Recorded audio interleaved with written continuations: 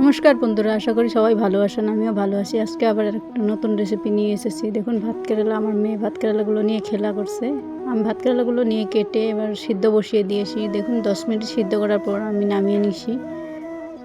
এবার দেখুন বন্ধুরা, আমি মিশ্রণটা তৈরি করে নিব। এখানে নিয়েছি বেসন, হলুদ গুঁড়ো, লঙ্কা গুঁড়ো, লবণ, পরিমাণ মতো জল দিয়ে মিশ্রণটা রেডি করে এবার আমি ভাত কেরালার ভেতরের অংশটা খুলে নিয়েছি।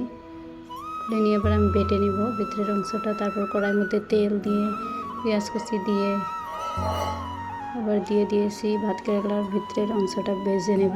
এখানে দিয়েছি আমি লঙ্কা গুঁড়ো, হলুদ গুঁড়ো, লবণ, জিরে বাটা।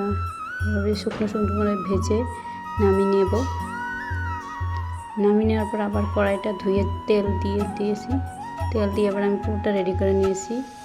এভাবে মিশ্রণের মধ্যে দিয়ে চামচ দিয়ে এভাবে দিয়ে দিব, একে একে সব কটা দিয়ে দিব। তারপর দেখুন আমার ভাজা হয়ে গেছে। এবার নামিয়ে নিয়ে আজকে আমাদের মেনুতে ছিল ডাল ভাত, সাথে ভাত কেরালার পুর।